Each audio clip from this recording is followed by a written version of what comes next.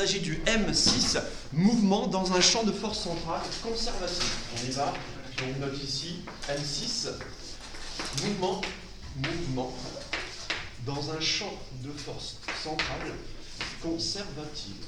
Mouvement dans un champ de force ici centrale. Donc la force centrale conservative. Voilà. Donc nouveau chapitre. Et aujourd'hui, on va juste définir. On va juste définir ce qu'est une force centrale conservative et mettre en évidence une loi de conservation. D'accord? On n'ira pas plus loin aujourd'hui. D'accord? Donc mouvement dans un champ de force centrale conservative.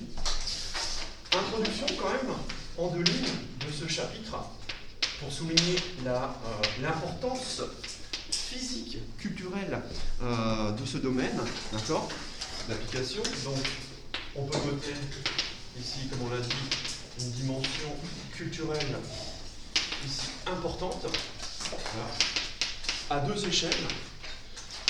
Ici, à l'échelle qu'on peut qualifier ici de microscopique. Oui, parce que là, ici, on va mettre en évidence des lois de conservation qui nous permettent de comprendre certaines propriétés à l'échelle microscopique. Je pense notamment au mouvement planétaire, un modèle très simple, le mouvement planétaire de l'électron autour du proton, l'atome hydrogène. Donc là, c'est le mouvement de l'électron autour du proton. Donc là, pareil, vous voyez, je note E-, l'électron, d'accord, mouvement de l'électron, ici, autour du proton. Allez, je termine là. Voilà, ça c'est l'atome d'hydrogène. Mais également à l'échelle ici astronomique. D'accord, à l'échelle astronomique. Voilà. Il s'agit d'étudier le mouvement des astres. Alors évidemment, nous, dans ce chapitre, on va étudier le mouvement des planètes du système solaire. D'accord, leur trajectoire elliptique. Et il faut le savoir, c'est une propriété qui est remarquable. Ici, les trajectoires sont toutes planes, contenues dans le même plan. C'est une propriété, on va voir ce matin, du mouvement dans des forces centrales conservatives. Le mouvement est plan. D'accord, donc un mouvement plan. Donc là, on va étudier le mouvement, ici dans ce chapitre, des planètes, mouvement des planètes autour du Soleil. Donc mouvement ici des planètes autour du Soleil. Voilà. Bien.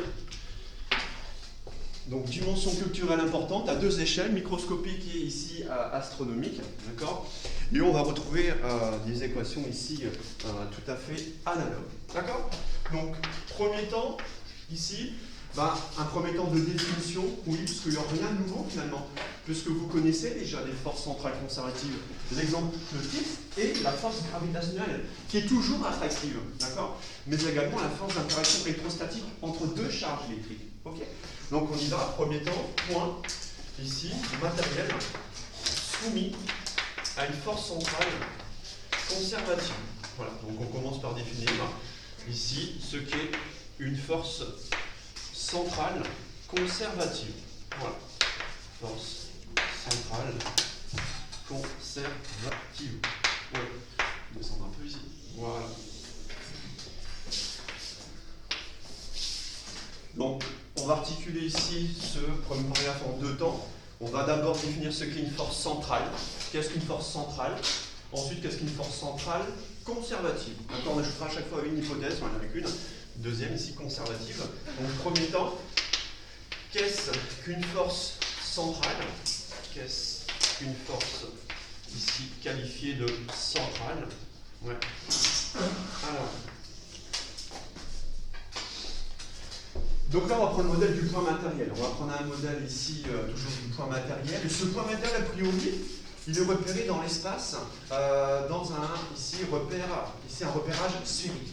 Donc a priori, voilà, on va adopter un repérage sphérique, d'accord, pour repérer la position du point M, ici, au cours du temps. Donc le point matériel, le point mobile, donc le point ici mobile, M, le point mobile, M, est repéré par ses coordonnées sphériques. Voilà, par ses coordonnées sphériques. Donc on prend ici le cas le plus général, et ce qui est d'ailleurs le cas ici, on va voir, on commence par une étude en coordonnées sphériques, tel que, alors je vous rappelle, alors on va faire le schéma évidemment, coordonnées sphériques, on va faire le schéma ici à droite. mais vous devez connaître l'expression du vecteur position. Le point M est repéré à chaque instant par le vecteur position OM égale RER. RER également en coordonnées sphériques. Alors faites attention, ce qui change, il ne faut surtout pas confondre avec le repérage cylindrique, parce que le repérage sphérique, il y a une coordonnée radiale, un rayon et deux angles. R θ phi. R θ phi, mais dans tous les cas, le vecteur position, je vous rappelle, à tout instant, le point mobile M, à tout instant, il est repéré par le vecteur position OM égale RER. Voilà, on retrouve OM égale RER. D'accord? La vitesse est beaucoup plus complexe à établir. Hein. D'accord? Ce n'est pas simple que ça. La vitesse en sphérique, ce n'est pas R.R plus R θ.θ. Attention. D'accord? Ça, on l'a vu en cours. Et puis d'ailleurs, le calcul est hors programme. Très complexe. Donc ça, j'efface. Je vais faire le schéma ici à droite du repérage sphérique. Un repérage sphérique, la base sphérique se conçoit une base cartésienne. Donc on reprend ici la base cartésienne à 3 dimensions. Ici, ici, ici. Alors, X, Y et Z vertical ascendant, les vecteurs unitaires, EX, EY et EZ. Bien, base cartésienne, classique. Bon. Je vais placer mon point M dans l'espace. Repérer, placer coordonnées sphériques. R, θ, phi. D'accord? Donc on y va, je vais placer ici le point M comme ceci. Et ce que je vais faire tout de suite, vous le savez, je vais ici placer deux projetés orthogonaux. Soit H, le proche orthogonal du point M, sur l'axe OZ. Donc je vais projeter M ici sur l'axe OZ, vertical ascendant, et ça va me donner le point H. Donc rappelez-vous, soit H, le proche orthogonal de M sur l'axe vertical ascendant. D'accord? Bien. Ensuite, je vais projeter M dans le plan horizontal, X ou Y. Donc on y va. Là, vous prenez ici une parallèle HM. Donc HM, ici une parallèle. Pour placer ici à peu près, voilà, ici, le point I. I, proche orthogonal du point M dans le plan X ou Y. On y va, on va faire apparaître l'angle droit ici également. Voilà. D'accord? Ici. Donc I, proche orthogonal de M dans le plan X ou Y. Très bien. Je fais quand même apparaître le vecteur position OM. D'accord? Donc on y va ici. Vecteur position OM. Là on aura R. Alors je vais placer, est-ce que je donne couleur? Non, pas forcément. Alors, pas grave. Donc là j'aurai R de T. Ici, je rappelle le rayon R de T. Ce qui me permet de placer le vecteur unitaire ici. ER, donc je vais placer ici en vert. Alors je la place en vert, vous me dites si ça passe par la distance, hein, vous me le dites. Hein. Je vais placer, vous voyez, ici ER, selon les rayons croissants. ER. Donc je vais placer mon point M ici, là-haut. D'accord, ici. Ensuite, je vous rappelle deuxième coordonnée sphérique. θ, attention, θ, il est ici. θ, il ne sera pas là. θ, il est ici. Donc là, on aura θ en sphérique. Donc θ, il est ici. Si je place ici l'angle θ en sphérique, forcément je place immédiatement le vecteur unitaire Eθ orthoradial perpendiculaire à R et dans le sens des θ croissants. Donc ER, ici comme ceci, donc j'aurai Eθ perpendiculaire à R et dans le sens des θ croissants. Voilà. Hop, je vais replacer vers comme ceci. Et ensuite, la troisième et dernière coordonnée sphérique, c'est l'angle phi. D'accord? L'angle phi, il est ici. Tac. Là. Phi. Voilà. Donc quand je place phi, je vais également placer le vecteur unitaire associé, E phi, perpendiculaire à ER. Perpendiculaire à Eθ, tel que ER et θ E phi soit un triangle direct. Dans le sens des phi croissants, donc rappelez-vous, on le met comme ceci, voilà, dans cette direction-là, d'accord, tel que E phi soit à la fois perpendiculaire à ER et à Eθ. Donc on peut également placer dans l'angle droit, mais là, ce n'est plus en perspective, évidemment. D'accord. Voilà. Et évidemment, bon là j'ai un peu de place, je peux le mettre, le point M est repéré par R, θ, phi. Donc je note entre parenthèses, pour ceux qui sont en distance, vous voyez le point M est repéré par trois coordonnées sphériques, R, θ, phi, tel que le vecteur position vaut OM égale RER. Le vecteur vitesse n'est pas à connaître. Hein. N'est pas à connaître, d'accord? Et ne dit surtout pas que c'est R.R plus Rθ.θ. Ça c'est pour du polaire, d'accord? Bien. On y va, on peut enfin définir une force qualifiée de centrale, ici, et ce, relativement au schéma que l'on vient de dessiner. Donc, définition, une fois qu'on a placé le repérage, le vecteur position, putier. Donc, définition, voilà, définition d'une force centrale. Donc on y va. Le point M, il est soumis. Il est soumis de la part du point O. De la part. Alors, ce point O, vous voyez ce point O origine qui est ici. D'accord, très important. Je vais mettre ici en bleu. En fait, dans ce chapitre, ce point origine O fixe, l'origine du repère, il porte un nom particulier. Ce qu'on appelle le centre de force. Pour nous, ce point O, l'origine du repère, c'est ce qu'on appelle le centre de force. Donc, le point M mobile, est soumis de la part du centre de force. Voilà. Donc O est appelé centre de force. Voilà. Du centre de force. Alors, un centre de force peut être attractif ou répulsif. D'accord? Un centre de force O a une force centrale, a une force ici centrale, a une force centrale ici. Voilà. A une force centrale si ici. Donc il y a deux choses à respecter. Première chose, si la direction de cette force passe constamment par le point O. D'accord?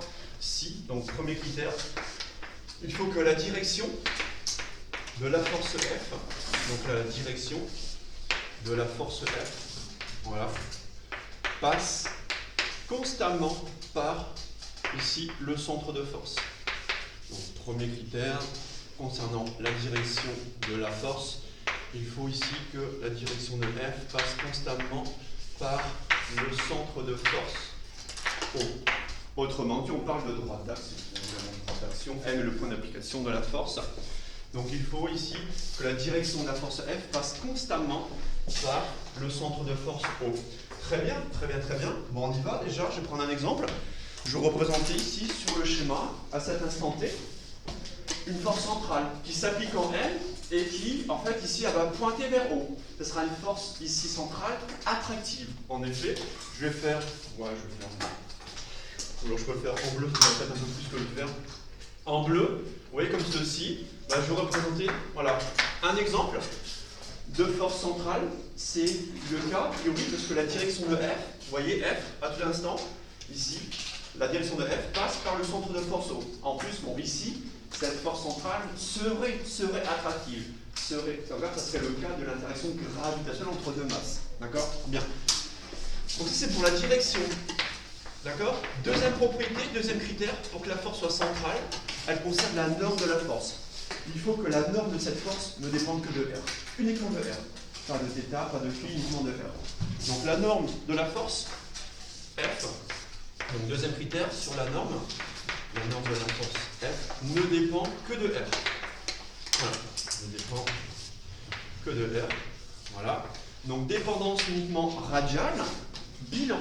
Bilan, une force centrale peut s'écrire très simplement. D'accord? Autrement dit, une force centrale, ici, est de la forme.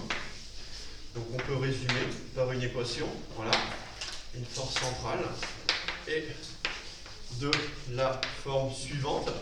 Donc un vecteur F, une norme qui ne dépend que de R et dont la direction, d'accord, passe constamment par le centre de force, c'est-à-dire qu'elle est ici portée par le vecteur unitaire ER. D'accord?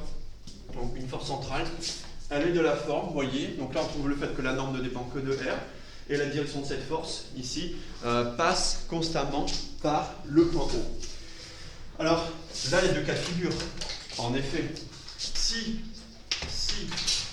alors, tout le monde voit ici que, ici, la norme, ici F de R, d'accord? Si j'effectue la projection, de la force selon ER, si F scalaire ER ici, alors F scalaire ER, ça donne quoi? Ça vous retourne ici la projection scalaire de la force selon R. Si la projection scalaire de la force selon ER, cette projection scalaire est positive. Ici, autrement dit, les vecteurs F et ER sont de même sens. Les vecteurs sont de même sens, mais ils ont le même sens. Donc s'ils sont de même sens, la force serait dirigée dans le sens gradient croissant. La force serait répulsive. D'accord? Alors, ici, la force centrale est répulsive. La force centrale est répulsive.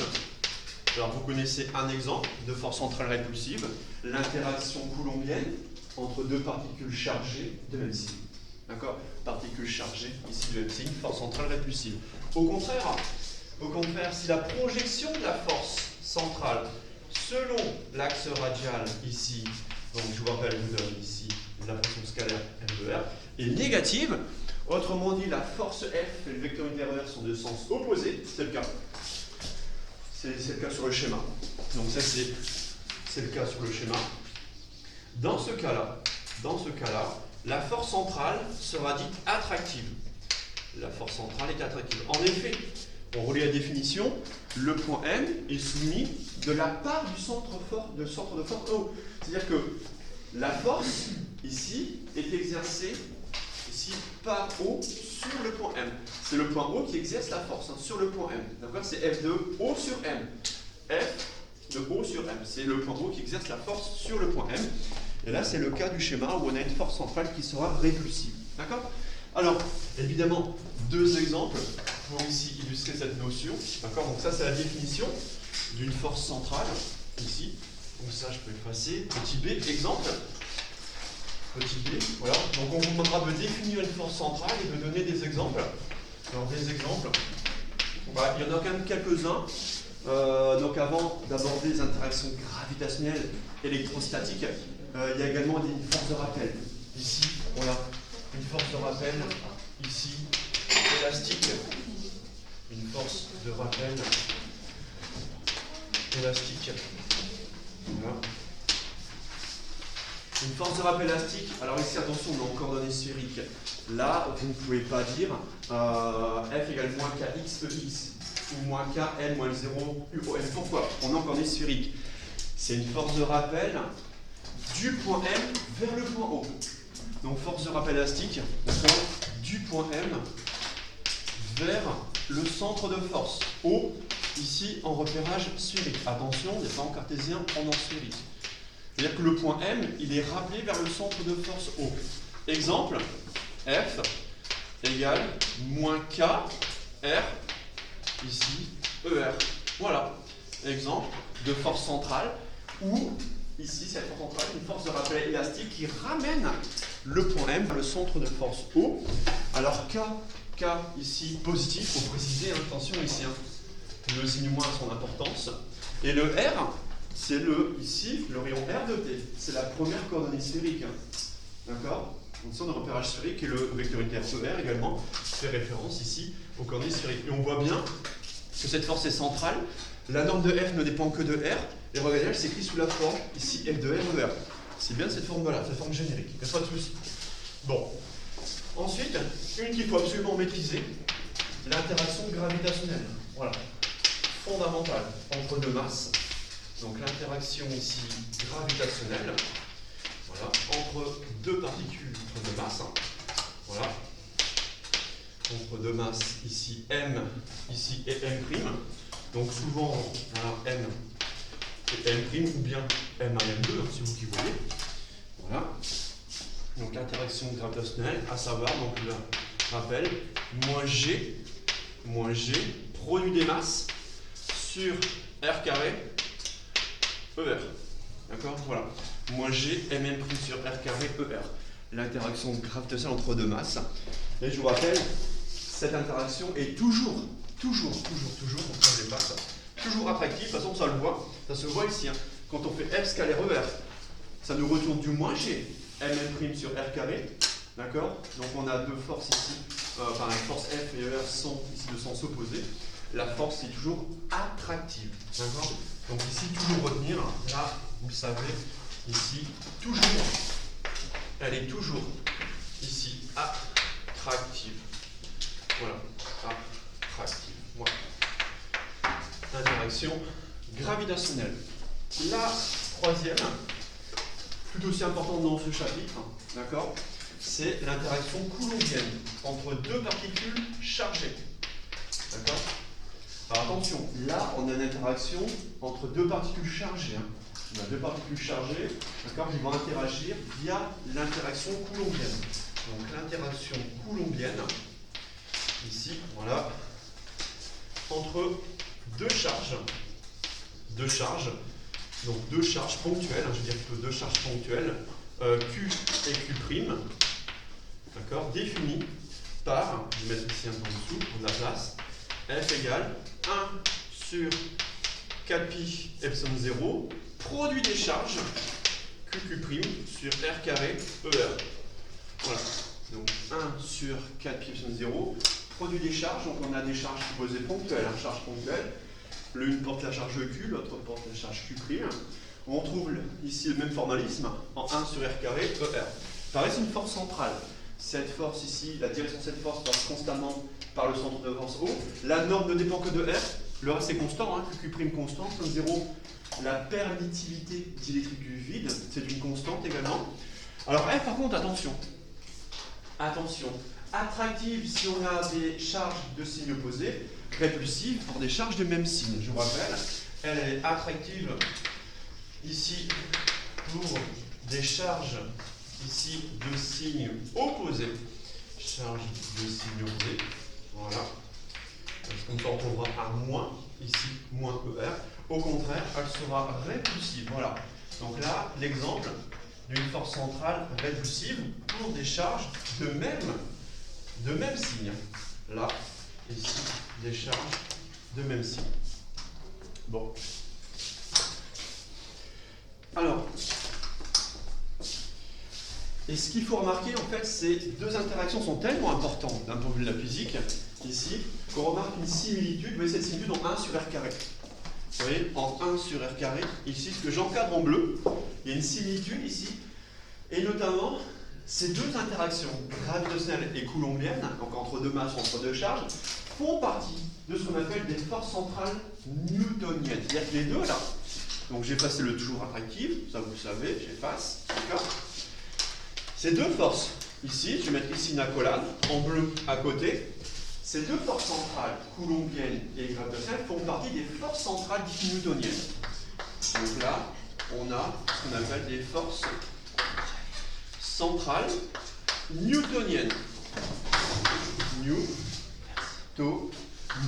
Newtoniennes. Voilà. Alors c'est une nouvelle façon de les appeler, une nouvelle façon de les nommer, force centrale newtonienne, puisqu'on a une dépendance en 1 sur R carré. C'est-à-dire que de manière générale, voilà, en plus d'être centrale, on la qualifie de newtonienne. Pourquoi? Parce que la force, elle est sous la forme K sur R carré, ER. D'accord? Voilà. Vous voyez, j'encadre ici. C'est-à-dire que finalement, les deux forces ont la même forme, ont le même squelette algébrique. Le squelette algébrique en K sur R carré ER. C'est-à-dire que K, pour l'interaction gravitationnelle, vaut moins G, MM'. Alors que pour l'interaction coulombienne, la constante K vaut QQ' sur K pi epsilon 0. Ce qu'il faut remarquer, c'est la dépendance. C'est la même dépendance radiale, en 1 sur R carré. Et ça donne naissance à une nouvelle famille. La famille des forces centrales newtoniennes. Ça s'appelle des champs newtoniens. En 1 sur R carré, dépendance en 1 sur R carré, ici ER. D'accord? Ça sera important pour la suite. D'accord? Bien. Donc là, on a défini une force centrale. Et on a dégagé une nouvelle famille des forces centrales dites newtoniennes. D'accord? En K sur R carré ER. Maintenant, on va rajouter une hypothèse. En plus d'être centrale, cette force, elle est conservative. Je vous rappelle, une force est conservative si son travail ne dépend pas du chemin suivi, mais uniquement des positions initiales et finales. Et une force est conservative si elle dérive d'une énergie potentielle, telle que le travail élémentaire de cette force conservative peut s'écrire sous la forme de l'opposé d'une différentielle d'énergie potentielle. C'est-à-dire que maintenant, si elle est conservative, vous savez, l'interaction gravitationnelle est une force dite conservative qui dérive, on l'a montré, hein, qui dérive de l'énergie potentielle gravitationnelle en moins G mm' sur R. Oui, attention. Attention, la force est en 1 sur R carré. La force est en 1 sur R carré. L'énergie potentielle, on va prendre une primitive ici de 1 sur R carré. Donc on va prendre une primitive de 1 sur R carré. On aura donc un 1 sur R, enfin moins G mm sur R. Pareil, l'interaction coulombienne d'une force conservative, elle va dériver de l'énergie potentielle coulombienne en 1 sur K pi epsilon 0, QQ' sur R. Donc attention, la force en 1 sur R carré. Les énergies potentielles associées en 1 sur R. D'accord? Donc ça également, il faut savoir le montrer. D'accord? C'est le deuxième temps. Qu'est-ce qu'une force centrale dite conservative? D'accord? Petit 2 ici. Donc pareil, définition, exemple. Donc qu'est-ce qu'une force centrale conservative? Donc je rajoute ici, conservative. Qu'est-ce qu'une force centrale conservative? Donc là, voilà, définition. Et pareil ensuite, exemple. Voilà, définition.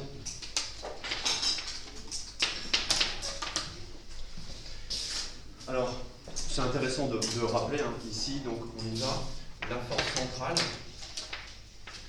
Donc, la force centrale que l'on a notée F, dont la direction passe constamment par le centre de force O, et dont la norme ne dépend que de R. Cette force centrale, que note F égale F de R selon ER, et est dite conservative, donc elle est centrale, son elle Maintenant, on rajoute l'hypothèse conservative, et conservative si elle dérive de l'énergie potentielle, d'une énergie, ouais, je vais marquer d'une énergie potentielle, ouais, définie par une énergie ici potentielle, donc EP de M dans R, tel que, donc ça je vais passer, on va rappeler la relation ici, caractéristique pour définir. Rappelez-vous, c'était la relation qui nous permettait de retrouver les énergies potentielles associées aux forces conservatives. Donc une énergie potentielle, EP de M dans R, telle que. Alors ça pareil, on peut vous demander ça chez chapitre M3, énergétique du point matériel. Si ici on a une force conservative qui dérive d'énergie potentielle, alors si on recherche cette fonction énergie potentielle qui nous rend un scalaire, il faut passer par le travail élémentaire. Donc travail élémentaire, un delta W de F dans R égale. Sauf qu'ici, attention, notre force, c'est pas n'importe laquelle, c'est une force qui est dite centrale, une force centrale. Bon. Et là, il faut passer par le calcul du travail élémentaire, la force F dans le référentiel R considéré. Et je vous rappelle, ça c'est égal à moins la différentielle. Moins, n'oubliez surtout pas le moins. D'accord? Moins la différentielle d'énergie potentielle du point M dans R. Voilà. Ici. Voilà. Donc, ici on recherche EP. Je vous rappelle, le but c'est de retrouver la forme de l'énergie potentielle très rapidement que vaut EP. Mais devant, attention, il y a moins D. Moins D et le D de différentiel. D'accord? Et là, c'est le delta de travail élémentaire. D'accord? Maintenant, ce qu'on peut faire, c'est calculer ce travail élémentaire. Mais attention, on a encore dans les sphériques. Ouais, mais même si on a encore dans les sphériques, ça va aller. Ça va aller parce que la force n'a de commence que selon ER. Ce qui sera compliqué, c'est de rappeler le vecteur déplacement élémentaire en sphérique. Ouais, ça faut le rappeler. D'accord? Donc, on calcule le membre de gauche. On y va. On note quand même le travail élémentaire. On note quand même ici de la force centrale. Ici, de la force centrale. Donc ça permet de rappeler que l'on est en coordonnées, en repérage ici sphérique, vaut ici. Alors vaut, on y va, donc on calcule ce delta W, donc delta W ici, de F centrale dans R. Alors pareil, c'est intéressant, pour revenir sur la définition d'un travail élémentaire. Un travail élémentaire d'une force, c'est toujours le produit scalaire entre la force et le vecteur déplacement élémentaire. Vous voyez, on revient sur ça, chapitre M3. Le travail élémentaire d'une force, c'est la force F multipliée scalairement par le vecteur déplacement élémentaire, D de M. Ok. Ici, la force F, elle est centrale, super. Donc la norme ne dépend que de R et la direction passe constamment par le centre de force. Ok. Ça, je peux le faire, parce qu'on sait qu'elle est centrale. Maintenant, je multiplie scalairement. Bon, ça, le vecteur déplacement qu'on sphérique, bon, c'est vrai qu'on ne l'utilise pas toutes les semaines, d'accord, on l'utilise une ou deux fois maxi. Je vous la donne. Alors, ça commence facile, ça commence simplement. DRER plus R dθ Eθ. D'accord? Bah, ça ressemble, bah, ça vous connaissez, ça c'est le vecteur déplacement élémentaire entre les polaires. Ça, par contre, vous devez le connaître. Ça commence pareil. Par contre, la suite un peu plus compliquée, c'est du R sin θ défi E phi. Donc R sinus θ défi E phi, parce qu'il faut la composante selon ici phi, E phi. D'accord? Donc ça commence comme en polaire, ça vous devez connaître, maîtriser. Vecteur déplacement élémentaire en coordonnées polaires, on a calculé les travaux de force élémentaire en coordonnées polaires. Ça non, ça c'est un peu plus compliqué, on utilise moins souvent. Bien, mais, même si le vecteur déplacement élémentaire est assez complexe à écrire, quand vous regardez le produit scalaire, vous distribuez ER scalaire ER, ça fait 1. ER scalaire Eθ, ça fait 0. La base cylindrique est une base qui est orthonormée, d'accord? Ensuite, ER scalaire E phi, ça fait 0 pour les mêmes raisons. Donc, il nous reste quoi? Donc, il reste, alors, simplement un terme dans le travail élémentaire de la force centrale, F, dans R. Il nous reste quoi? F de R. Donc, voilà, F de R dr. D'accord? Bien. Je numérote cette équation. 1, voilà. Donc, l'équation 1 se réécrit alors. Donc, on réécrit l'équation 1 qui permet de définir l'énergie potentielle. Ça. Donc, on aura F de R dr égale, attention à droite, n'oublie pas le moins la différentielle d'énergie potentielle du point M dans R. Ouais. Ici, ça va nous permettre ici de réécrire et d'exprimer ici soit la force, soit l'énergie potentielle. On retrouve deux choses. On retrouve deux choses tout à fait équivalentes. Soit vous allez diviser par dr les deux membres de l'équation, on divise par dr, pour extraire une info sur f. C'est-à-dire que vous trouvez le fait que f égale moins dep de m. Ouais, donc là je divise par dr. J'obtiens ceci. Ah tiens, une force conservative, elle dérive de l'énergie potentielle. Elle dérive, attention, hein, pas par rapport au temps. Hein. Elle dérive par rapport à la variable spatiale. On retrouve cette dérivée par rapport à la variable spatiale. Rappelez-vous les positions d'équilibre et la stabilité. Là, elle dérive par rapport à la variable spatiale, avec un moins.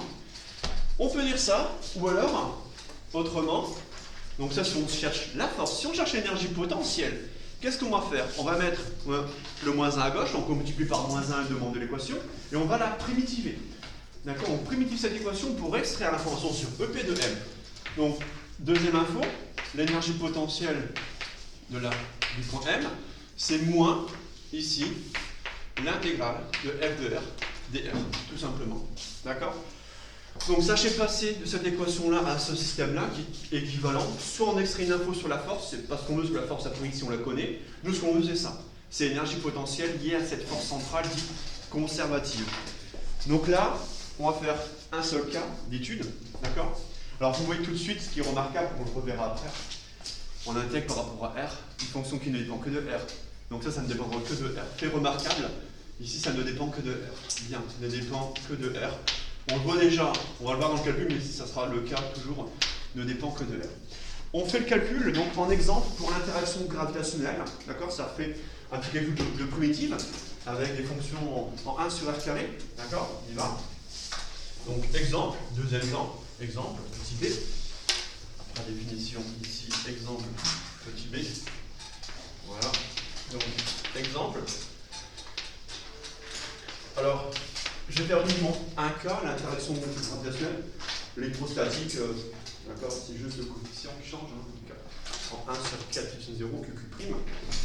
Donc, ici, donc la force gravitationnelle,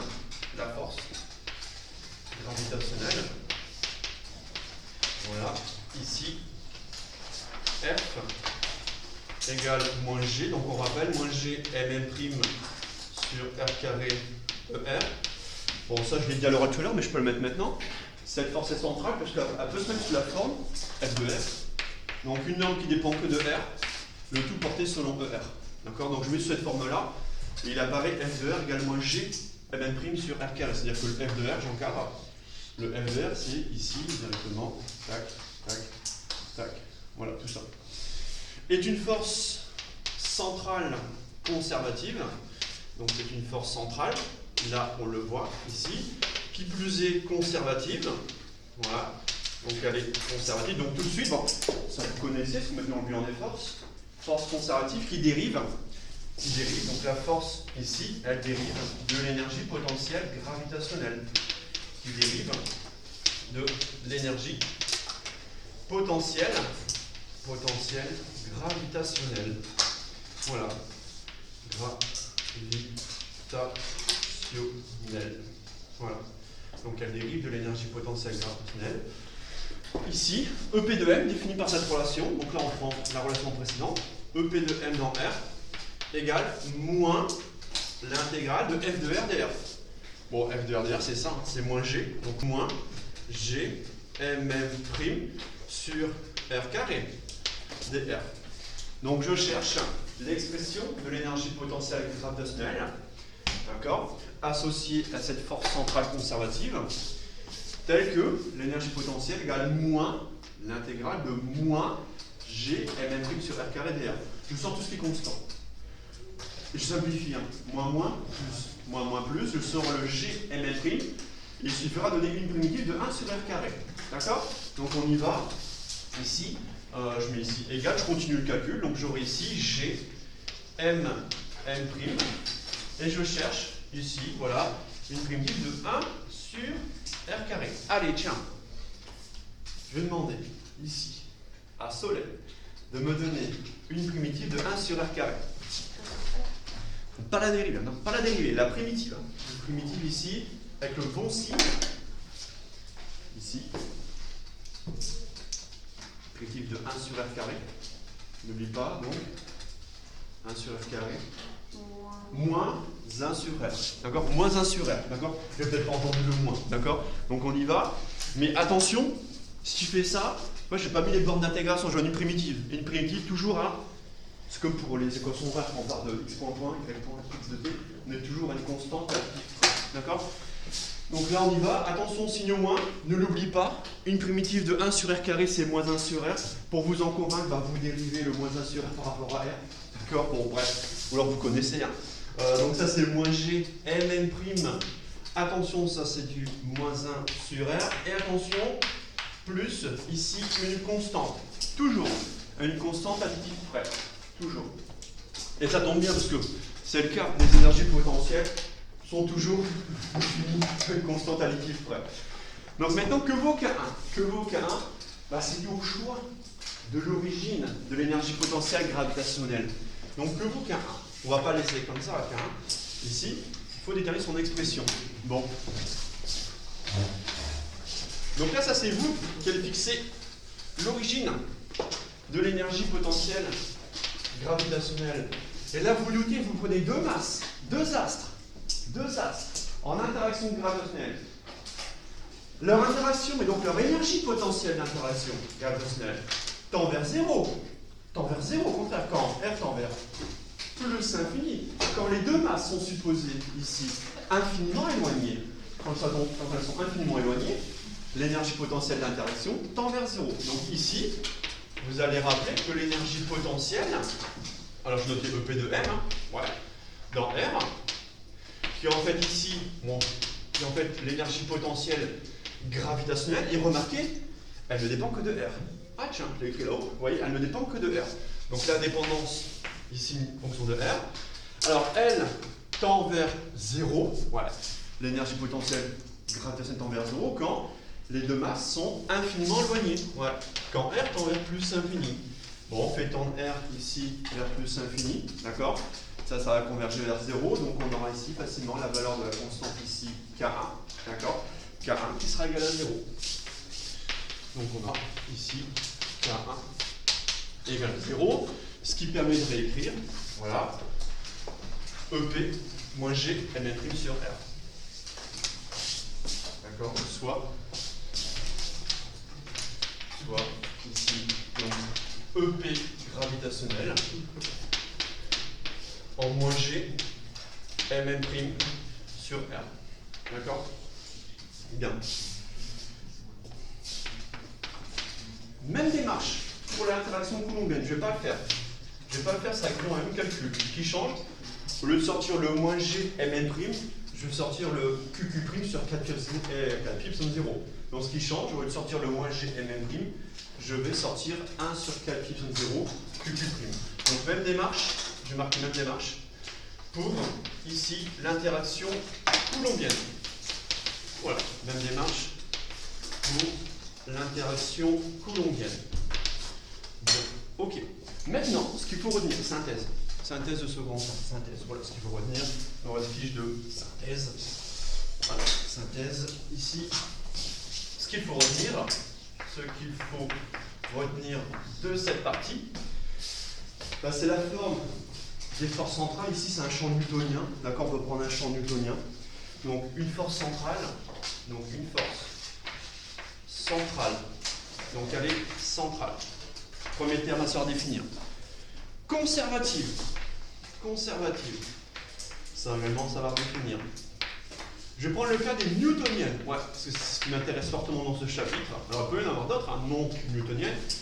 Mais on va dire que les forces centrales conservatives newtoniennes, quand même, c'est 90%. Ici, il y a des études en exo ou en DS. D'accord ? Cette force centrale conservative newtonienne qui s'écrit sous la forme F égale, voilà, on résume tout. F égale K sur F carré. ER. Et là, vous donnez deux exemples à l'oral. Interaction gravitationnelle, où K, la constante K au numérateur, ici, attention, il n'y a pas de moins, K vaut moins G mm', et pour l'interaction coulombienne, K vaut 1 sur 4 pi epsilon 0 QQ'. Cette force centrale conservative newtonienne, cette forme-là, elle dérive de l'énergie potentielle. EP de R dérive de l'énergie potentielle. On dérive de l'énergie ici potentielle. EP, alors ici je peux noter EP de R, elle ne dépend que de R, tout comme la force ici. Donc EP de R. Et si je reprends ici les mêmes notations, eh ben, je mets du K sur R. Du K sur R. Parce que là, pour l'énergie potentielle et gravitationnelle, K vaut moins G mm'. Donc là, ça sera du K sur R. K sur R. Et tout de suite, je précise, voilà, là on a tout résumé. Il manque juste à quand même préciser K. Que vaut K? K, il y a deux cas de figure pour K. On y va. K vaut moins G mm' pour, ici, l'interaction gravitationnelle, qui est toujours attractive. Interaction gravitationnelle. Premier cas de figure.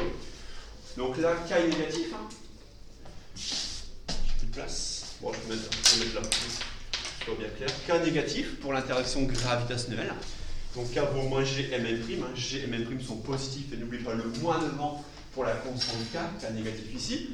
Sinon, deuxième possibilité, c'est K égale 1 sur K pi epsilon 0, produit des charges, QQ', pour l'interaction ici coulombienne entre deux charges ponctuelles, QQ'. Où là, cette fois-ci, alors, ça dépend du signe des charges, hein, toujours pareil, Q positif ou Q négatif. K positif ou K négatif. D'accord? Voilà, constante K. Ici, pour avoir un formalisme commun en fait, hein, c'est juste pour avoir un formalisme commun pour les forces qualifiées de, ici, newtoniennes. D'accord? Elle est toujours attractive. La coulombienne, ça dépend du signe des charges, vous savez. D'accord? Voilà, pour les présentations de ce chapitre. Ici, maintenant, on va établir la première voie de conservation, la conservation du moment cinétique. D'accord? Et ça, ça aura une conséquence ici fondamentale. Vous savez peut-être, hein, le mouvement est plan, ce qui est quand même remarquable. Hein, vous savez que toutes les planètes solaires ont un mouvement plan, donc dans le même plan. D'accord? Et surtout, on va retrouver cette fameuse constante des airs, la vitesse aérolaire. On va aboutir à une notion importante, la vitesse aérolaire d'une planète. La surface balayée par une unité de temps qui est constante. Ouais. On va le montrer. Et cette vitesse aérolaire d'une planète autour d'un centre de force qui ici est attractif, heureusement pour nous, cette vitesse aérolaire sera constante. Une vitesse aérolaire se mesure en mètres carrés par seconde. Surface balayée par la planète, d'accord, sur une certaine durée, d'accord, delta t. Donc on y va. Deuxième et dernier temps pour nous ce matin. Grand 2. Conservation du moment cinétique. Donc conservation du moment cinétique. Conservation. Donc là c'est bien, ça va reprendre tout le chapitre précédent. Ça va reprendre le chapitre M5, théorème du moment cinétique. D'accord? Donc théorème du moment cinétique. Ici, pour montrer cette conservation. Démonstration. Alors ça on vous demandera toujours. Question classique, question de cours dans l'issue de concours. montrer que le moment cinétique du point mobile par rapport au centre de force, donc le moment cinétique d'un point par rapport à un point. Donc le moment cinétique d'un point par rapport à un point, c'est F0 de M par rapport à O. Montrer que ce vecteur est une constante du mouvement. Pour montrer que ce vecteur est une constante, rappelez-vous, il faut montrer que sa dérivée temporelle est nulle. Donc il faut passer par le théorème du moment cinétique. Démonstration. Alors démonstration, ici. Alors je vais ici mettre une petite étoile à côté, c'est pas pour montrer que c'est difficile, pour montrer que ça tombe tout le temps. D'accord? C'est vraiment une question qui tombera tout le temps, quel que soit le sujet, quel que soit le niveau du sujet, on vous demandera toujours de passer par montrer que le moment cinétique est une constante du mouvement. Donc ça tombe tout le temps, ça tombe tout le temps. Et ça, sur un sujet DS barème, c'est 3 points, au moins 3 points. Déjà au moins 3 points sur ça, parce qu'il faut mettre des hypothèses. On a un point M mobile, un centre de force fixe, on a une force centrale, on applique le théorème du moment cinétique par rapport au centre de force. Voilà, donc déjà, vous voyez, c'est pas compliqué, mais il faut savoir le faire. Ça tombe tout le temps, c'est la base. C'est une des premières questions que l'on vous posera. Alors, on y va. Alors, hypothèse, un cadre de l'étude. Soit, toujours, je reprends la même rédaction au chapitre M5. O, on va prendre O. Un centre de force, O, pardon, c'est le centre de force. C'est le centre de force, ici, fixe. Voilà.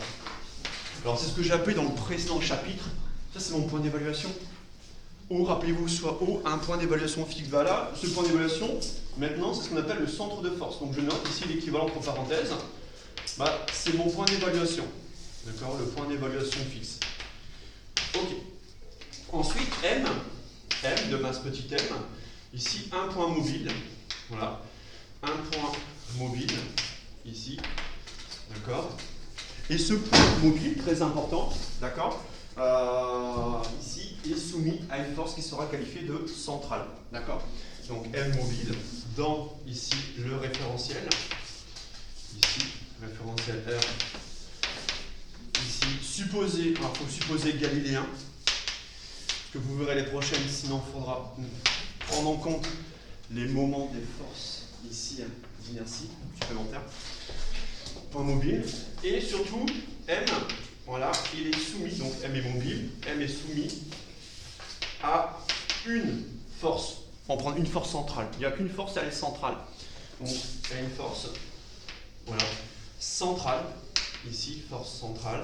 Donc on va utiliser ce qu'on a vu de voir, F égale, donc une norme qui ne dépend que de R et dont la direction passe constamment par le centre de force. Voilà, comme ceci. Bon. Et là ensuite, qu'est-ce que vous faites? Bon, ça c'est le cadre de l'étude. Vous allez évaluer au centre de force O le théorème du moment cinétique. Donc on applique, d'accord?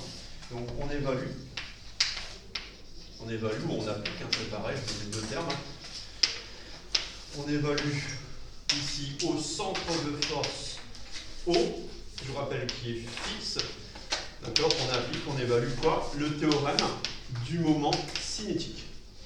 Donc on évalue ici où on applique le théorème du moment cinétique. Voilà. Alors là, on attend ce que vous donniez l'expression vectorielle. D'accord?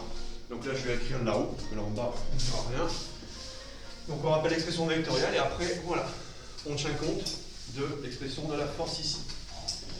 Donc je note l'expression en haut, je vous rappelle la dérivée temporelle du vecteur moment cinétique du point M par rapport à O, sa dérivée temporelle dans R galiléen. Donc à gauche, vous avez ici une dérivée temporelle du vecteur moment cinétique du point M par rapport au point O qui est centre de force, le point O d'évaluation fixe, égale à somme sur I allant de 1 à N, somme sur I allant de 1 à N, ici, des moments de toutes les forces qui s'appliquent sur le point M. Donc moment M, des forces Fi s'appliquant sur le point M. Sachant qu'on évalue par rapport au point O fixe le moment des forces.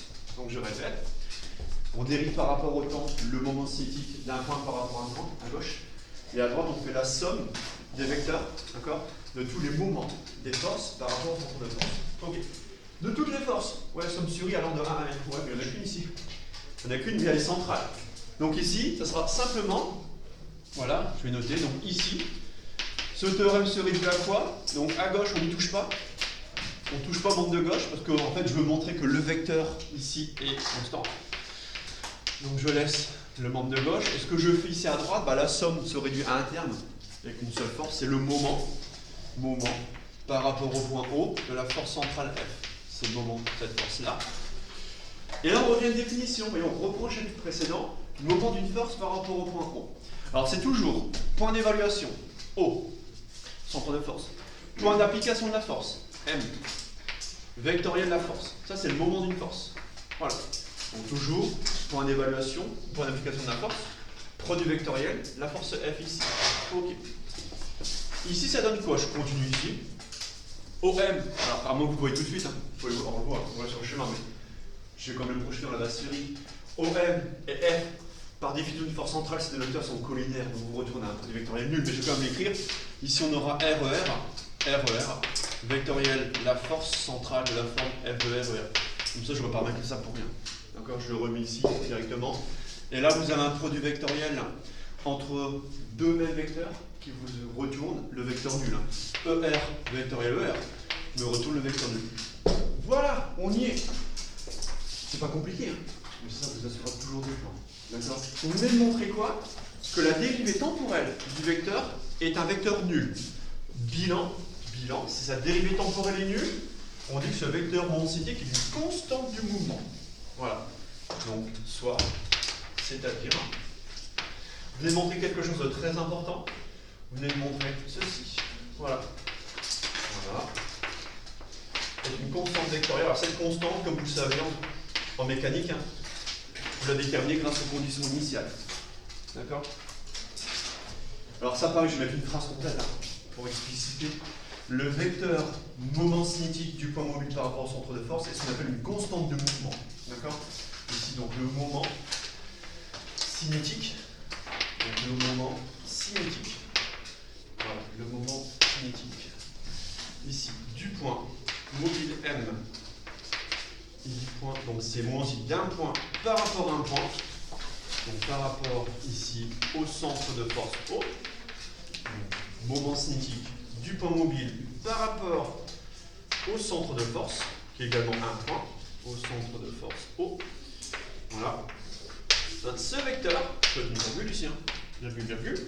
Donc le moment cinétique du point matériel M par rapport au centre de force O est une constante du mouvement. Est une constante du mouvement. Voilà. Constante du mouvement. Ici. Voilà. Alors ça c'est très très important. C'est simple à montrer, mais c'est très important. Autrement dit, ici, ce vecteur qui est un vecteur, c'est un vecteur, il va garder une norme constante au cours du temps, déjà, une norme constante. Mais également, comme c'est un vecteur, en plus de conserver une norme constante, il va conserver une direction fixe, constante au cours du temps. Et là, deux conséquences majeures. C'est-à-dire le vecteur, là, on va expliciter, le vecteur moment cinétique du point N par rapport au point O, d'accord? Ici, garde une norme et une direction fixe au cours du temps. Garde une direction, ici, fixe au cours du temps. Fixe au cours du temps. Donc, déjà, une direction fixe au cours du temps. Et ça va m'impliquer le petit 2. Donc ça, c'est ici. Première conséquence. Donc, première conséquence, le mouvement est plan. Donc, ce que je vais faire après, je vais exploiter le fait que ce vecteur garde une direction fixe au cours du temps. Et ça va ici engendrer une première conséquence, le mouvement est plan. En fait, le mouvement plan ici résulte du fait que ce vecteur garde une direction fixe au cours du temps. Mais également, n'oublie pas, une norme fixe au cours du temps. Donc ça sera ma deuxième conséquence. Donc une norme ici fixe, voilà, au cours du temps. Ça sera ma deuxième conséquence. Et c'est sur quoi on terminera cette partie courte, c'est voilà, la loi des aires. Voilà. Donc très important quand vous avez un vecteur constant. Je résume.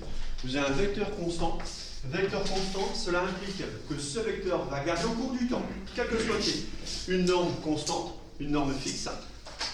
Deuxième conséquence, que j'appelle la deuxième conséquence dans mon paragraphe, et une direction fixe au cours du temps. Donc deux propriétés ici qu'il faut savoir exploiter. D'accord? Bien. Donc, on y va, c'est le petit 2, donc là c'est la démonstration de petit 2. Donc petit 2 c'est ma première conséquence. Première conséquence de la conservation de ce vecteur, le mouvement est plan. Là on va le montrer. D'accord? On va montrer, d'accord? Conséquence ici du fait que ce vecteur garde une direction fixe au cours du temps, le mouvement est plan. Petit 2, là, c'est bon. Petit 2. Donc première conséquence, le mouvement est plan. Première conséquence, le mouvement ici est plan. Voilà. Première conséquence, le mouvement est plan. Alors, des mots classiques ici. On va considérer un plan P, d'accord, qui passe par le point O et qui est perpendiculaire à la direction constante de ce vecteur, L0. Donc on définit un plan. Mais alors c'est pas compliqué. Soit P. Le plan passant par le centre de force O, donc passant par le centre de force O, donc il passe par le centre de force O, et, attention, il faut qu'il soit perpendiculaire à la direction constante, et je sais sur la direction constante du vecteur moment cinétique du point M par rapport au centre de force O. Donc, et perpendiculaire, voilà, il faut que ce plan soit perpendiculaire, voilà, à la direction constante de ce vecteur, du moment cinétique de M par rapport à A. Donc j'insiste, direction constante, ici, de ce vecteur, moment cinétique de M par rapport à A. D'accord? Bien. On va faire le schéma. Très simple. Ici. Hop. Le schéma de ce plan P. Alors, un plan P, ici, tac, tac. Oh, je vais pas trop. Ouais, non, vous ne devez pas le voir ici, si je fais ça. Hop, hop. Oh, c'est l'inverse, comme ça. Là, vous verrez. Ici, voilà. Chose comme ceci. Voilà. Voilà, alors ça sera le plan P. Le plan P, comme ceci. Un plan P. D'accord? Ce plan P doit contenir le point. Ok. Bien. Il contient le point. J'en profite pour placer le point mobile. Le point M. Ce point M, ici, est séparé du point O d'une distance R. Je vous rappelle, ici, on est toujours en repérage sphérique. Hein. Toujours en repérage sphérique. Là, je dessine juste un plan P qui contient le point O, le point M mobile, soumis, toujours soumis, à une force centrale conservative. Bon. Première contrainte, le plan P contient le point O. Deuxième contrainte, ce plan P doit être perpendiculaire, ici, à la direction constante de ce vecteur moment cinétique. On y va. Je vais représenter ce vecteur moment cinétique, je vais faire suffisamment grand, comme ceci. Hop, tac, tac, tac, tac. Hop, là. Et je vais faire un angle droit, comme ceci. Voilà. Voilà, un angle droit. Là, je fais un angle droit pour bien montrer que ce vecteur moment cinétique, en fait, est perpendiculaire au plan. Donc, vecteur, moment cinétique. Vous voyez ce que je veux rajouter? Comme j'ai fait pour G, ou pour B, ou pour E, j'ajoute une constante vectorielle. Voilà. Et je mets un angle droit ici. Il faut bien voir un angle droit. Ici, ce plan P est perpendiculaire à la direction constante. Après, ce vecteur, d'accord, cette direction reste fixe. Bon, bah, c'est fait. Hein. C'est fait. Là, on le voit. Il suffit juste de rappeler la définition du produit vectoriel. Donc, là, qui est un intermédiaire. Donc, par définition, ici, par définition du moment cinétique d'un point par rapport à un point. Alors, ça, faites attention. Hein. Dans l'école, moment d'un point, moment cinétique d'un point par rapport à un point, moment d'une force.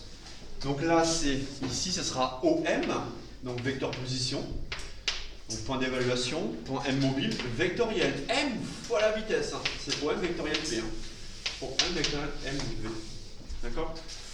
Donc par définition de ce vecteur-là, moment cinétique d'un point par rapport à un point, bah, le vecteur, tout le monde voit que par construction vectorielle, le vecteur moment cinétique est perpendiculaire à la fois à OM et à la fois à V. D'accord? Donc ici, le vecteur, ici, moment cinétique d'un point par rapport à un point, en fait, il est perpendiculaire au plan formé par OM et V. Ça, on l'a vu dans le chapitre précédent, il est perpendiculaire au plan formé par, ici, voilà, les vecteurs position, position, position et vitesse. Position OM et vitesse V de M dans R. Voilà, c'est fini une fois qu'on a dit ça. Une fois qu'on a dit ça, bah là il n'y a pas d'ambiguïté. Par définition, si ce vecteur moment cinétique qui garde une direction fixe constante au cours du temps, vous voyez, ce vecteur moment cinétique devrait être perpendiculaire à la fois à OM et à la fois à V. Alors oui, effectivement, V on peut le représenter, hein, si on veut faire apparaître le moment cinétique. La vitesse instantanée, arbitrairement, je la place ici au point M. Là, il n'y a aucune ambiguïté. Là, c'est sûr et certain, le vecteur position OM est donc contenu à tout instant dans un plan perpendiculaire au moment cinétique, donc dans le plan P. Conclusion, c'est terminé. Je vais la mettre ici, en bas, ici. Conclusion, le vecteur position, voilà, donc conclusion, le vecteur position OM, voilà, est contenu à tout instant dans le plan P. Est contenu à tout instant. Parce que la direction est ici, elle est constante, elle est 0. Donc dans ce plan, le plan P que j'ai défini dans un premier temps. Voilà. Ok. Donc ça c'est la démonstration. Bilan, ce qu'il faut retenir, pareil, ce qu'il faut mettre dans votre fiche de synthèse. Ce qu'on va mettre dans la fiche de synthèse ici. On y va, bilan. Ce qu'il faut retenir, c'est qu'un mouvement à force centrale est toujours plan, contenu dans le plan passant par le centre de force O et perpendiculaire à la direction constante du moment cinétique. Donc ça, il faut vraiment le connaître. Donc un mouvement ici à force centrale est toujours plan. Donc un mouvement à force centrale ici est toujours, donc ce mouvement sera toujours plan, contenu dans le plan, contenu ici dans le plan ici, passant par le centre de force, ici, passant par donc un plan qui passe par le centre de force O, d'accord, parce que ça représente des fois contenu, donc passe par le centre de force O, et perpendiculaire, faut pas oublier, est perpendiculaire ici à la direction constante du moment cinétique. Voilà, est perpendiculaire à la direction ici constante, voilà, direction constante du vecteur moment cinétique du point M par rapport à R. Bon, ah bah ça quand même, ça c'est pas mal du tout. Pas mal plus que là, finalement, d'un repérage initial sphérique avec les coordonnées sphériques R, θ, la direction constante du moment cinétique du point M par rapport au centre de force, d'accord, nous indique que le mouvement est plan. C'est-à-dire que là, ça va simplifier énormément l'étude. Il n'y a plus besoin de repérer encore les sphériques. Là, c'est le mouvement est plan. On va tout simplement passer, oui, en coordonnées polaires. On passe en coordonnées polaires. Donc là, conséquence, un repérage polaire suffit. Donc ça, c'est bon. Ici. Voilà. Donc conséquence immédiate. Voilà. Un repérage polaire suffit, tel que. Donc conclusion, ici, donc dans ce cas. Donc dans ce cas de figure. Un repérage polaire ici suffit. Un repérage polaire ici. Donc je vais enfin pouvoir effacer mon schéma qui est à droite. Super. Un repérage polaire suffit. D'accord. Tel que. Alors tel que quoi? Oh facile. Allez on y va. OM égale RER et V égale R.R plus Rθ.θ. Ouais, R n'est pas forcément constant. C'est pas un mouvement circulaire. Donc on a OM ici égale RER. D'accord. Vecteur position. Voilà. Et surtout, on rappelle le vecteur vitesse instantanée. Dans la base orthonormée directe polaire, on aura R.ER. Donc pareil, je mets toutes les dépendances temporelles. On y va. Plus R, θ point, Eθ. Donc je mets toutes les dépendances pour rappeler que la base polaire est une base qui est mobile. Une base mobile avec le point R. Donc ça, j'efface. Donc on passe de ça, repérage avec des coordonnées sphériques R, θ, phi, à un repérage polaire à deux dimensions dans un plan. Et tout se passe dans un plan. Tout se passe dans un plan, ici par exemple le plan du tableau, le plan de votre feuille, d'accord? Donc là, il suffit de donner deux coordonnées polaires que sont R et θ, rayon polaire et angle polaire. Donc ça c'est bien, mais on efface, d'accord? Alors pour effacer, il faut quand même montrer que le mouvement est plan. Il faut quand même montrer que le vecteur mouvement cyclique se conserve. Et là, c'est beaucoup plus simple à faire. Le schéma, il tient ici dans le plan du tableau. On va repérer, bon, c'est un schéma que vous connaissez par cœur, je pense. Ici, la base cartésienne.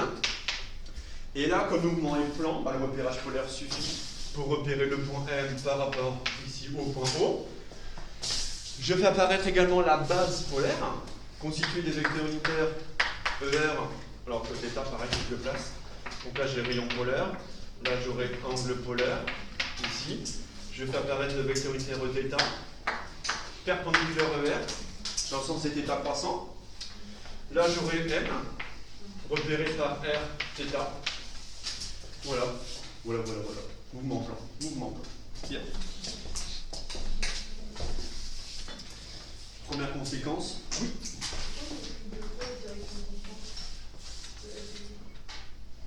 Parce que j'ai oublié d'effacer. C'est une ligne que je crois que c'est la ligne que j'ai oublié d'effacer. Je pense que c'est une ligne que j'ai oublié d'effacer. J'ai passé au fur et à mesure. Et je sais jamais où vous en êtes en fait, plus ou moins. Je regarde pour regarder le tableau. Mais ça, non, c'est une ligne que j'ai oublié d'effacer avant. Bien vu. Oui. Vraiment pour ceux qui sont en distance. Hein. C'est une ligne que j'avais laissée qui n'a rien à voir. Rien à faire là parce que j'ai terminé la phrase ici. Ouais, j'ai terminé la phrase ici. C'est bon, vous l'avez vu? Bien. Ok, première conséquence, mouvement et plan. Remarquable. Deuxième conséquence, on termine par ça. Constante des airs, loi des airs, vitesse aéroaire. Ouais. Donc c'est petit 3, deuxième conséquence. Donc ça, je pense que c'est bon. Hein. C'est bon. Petit 3, deuxième conséquence. Un peu plus calculatoire, parce que là, il n'y a pas de calcul. On plante la calcul, on fait un plan P, bam, hop, conclusion immédiate. Deuxième conséquence, loi des airs. Ah, ça doit un peu plus vous parler. Ici, deuxième conséquence, loi des airs ou constante des airs. D'accord? Ici, voilà, loi des airs. Bien. Alors, maintenant, il reste à exploiter le fait que la norme du vecteur est constante. D'accord? On fait ça. Donc, on évalue d'abord. Le vecteur. Alors, pareil, on évalue le vecteur dans la base polaire. Ouais. Donc, on évalue ce vecteur-là, moment cinétique d'un point par rapport à un point, dans la base polaire. Pourquoi? Mouvement est plan. Donc, on évalue ce vecteur dans la base polaire. Donc, on y va. Moment cinétique du point M par rapport à O. C'est quoi? C'est OM. Vectoriel MV. D'accord? Ici, vecteur position, c'est encore écrit là. Donc on a, je retire les bandes temporales, hein, c'est plus simple. Donc on a RER, ici, vectoriel M, R.R plus Rθ.θ. Donc on aura ici, continue. Donc on aura RER, vectoriel, attention, je mets la masse ici, hein, un jaune pour pas que vous l'oubliez. Sinon vous l'oubliez, MV, d'accord? Donc MV, donc la vitesse, donc en R.ER plus R, θ.Eθ. Donc pareil, je vais distribuer ici. Alors on aura, premier terme, ER, vectoriel ER. Donc pour des vectoriels entre deux vecteurs ici, ça me retrouve le vecteur nul. Donc là, vecteur nul. Par contre, quand je fais ER, vectoriel Eθ, là il faut regarder la base. Est-ce que je suis dans le sens direct ou pas? Donc ER, vectoriel Eθ. Je rappelle la base polaire, je vais la mettre là-haut. Bon, enfin, ER, Eθ, EZ. Ou alors la main droite. La main droite, je dirais également. ER, Eθ, EZ, dans le sens direct. Là, j'ai vu un produit étoile entre ER, Eθ. Donc ER, Eθ, je suis dans le sens direct, de gauche à droite. Super. Ça me retourne plus EZ. Je suis dans le sens direct, ça, et ça me retourne plus EZ ici. Donc ça me retourne ici. Donc on aura M, R, R θ point EZ. Donc ça fait M, R carré, j'ai 2 R, R carré, θ point fois le vecteur unitaire EZ. D'accord? Et ça, on n'oublie pas que ce vecteur est une constante vectorielle. Ça, on l'a montré. Ici, donc avec, ici, la constante vectorielle, n'oublie pas. Donc ici, la constante. Donc, CF des mots ici au petit 1. Voilà. Maintenant, alors on a déjà exploité le fait que la direction reste constante, mouvement plein. Maintenant, il faut exploiter le fait que la norme de ce vecteur reste constante. On va aller un peu plus loin, on va la ramener à la masse de l'astre en mouvement. C'est-à-dire que maintenant, vous voyez, c'est M, R carré, θ point. Ouais, alors j'ai peut-être mal écrit, mais je réponds tout, c'est M, R carré, θ point de T selon EZ. J'explicite toutes les dépendances temporelles, tout ce qui dépend du temps. C'est important de le voir. EZ, c'est la base, c'est EZ, la base cartésienne qui est fixe. Hein. Ok. Donc les seules dépendances temporelles interviennent dans R carré, θ point. Et on a montré que ce vecteur est constant, d'accord, en direction et en norme. Donc il ne reste qu'à exploiter le fait que la norme reste constante. Mais ce qu'on fait souvent, c'est qu'on va prendre la norme de ce vecteur, mr carré θ point, qui doit être constant, mais on ramène la norme de ce vecteur à la masse m de l'astre. D'accord? Donc reste à exploiter ici que la norme reste constante. Reste à exploiter que la norme ici du vecteur est constante. Voilà. Norme du vecteur, elle est constante. Voilà. Et on définit, c'est-à-dire que là on définit, d'accord? Et on définit, voilà, ce qu'on appelle la constante des airs. Et on définit, voilà, la constante des airs, qu'on appelle C. C'est la constante des airs, voilà. Donc la constante des airs, voilà, donc on définit ici. Donc c'est égal. On va prendre la norme de ce vecteur, que l'on va rapporter à la masse, ici, du point mobile, qui subit cette force centrale. D'accord? Et on ramène à la masse. Donc quand on prend la norme de ce vecteur, ça fait mr carré θ point, on divise par la masse, il reste r carré θ point. Et la constante des airs, c'est ça. Elle vous dit que r carré θ point est constant. Voilà, r carré θ point. Et c est une constante. Je précise quand même, encore une fois, que cette constante, elle est constante. Donc je mets à droite, et fait que ça, c'est constant. Voilà, constante des airs, c'est r carré θ point. Notez avec soin qu'un c majuscule, c'est la constante des airs. Ici, d'accord, exprimé. Alors l'unité, r carré, mètre carré, θ point, seconde moins 1. Donc exprimé en mètre carré, seconde moins 1. D'accord? Bon, c'est constante des airs. Bon. Constante des airs.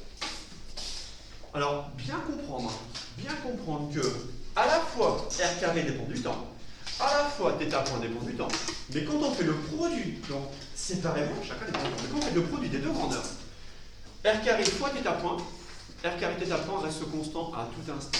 Et ça, c'est assez remarquable, d'accord? D'accord, ça va à tout instant. Chacune des grandeurs varie au cours du temps, mais le produit des deux, attention, c'est pas r θ point, c'est pas r θ point carré, c'est r carré θ point. De toute façon, vous reviendrez toujours à ça. Vous allez toujours évaluer la norme du moment cinétique et la ramener à la masse de l'objet du système, du point mobile. D'accord? Remarque, il y a ça. C'est le cas d'un mouvement circulaire. Le cas d'un mouvement circulaire, ça c'est le cas des satellites. On peut supposer que, vu l'excentricité faible de l'ellipse, la trajectoire d'un satellite est supposée circulaire autour de la Terre. Si la trajectoire maintenant est circulaire, qu'est-ce qui change? R dépend plus du temps. Vous le savez ça, pour un mouvement circulaire, OM égale RR, avec R égale un grand R. R ne dépend plus du temps. Donc on aura un grand R carré θ point. Ouais. Mais si R maintenant est constant, R carré θ point doit être constant. Donc forcément, θ point est constant. Donc si vous avez un mouvement circulaire avec une force centrale, le mouvement circulaire ne peut être qu'uniforme. θ point est constant. Ça on le note. En remarque, c'est très important pour l'étude des satellites. Pour un mouvement circulaire, on réécrit la constante des airs. Pour un mouvement circulaire de rayon R constant. Pour un mouvement circulaire de rayon R grand R, vous voyez, je change la notation. De rayon grand R constant. Voilà, la constante des airs.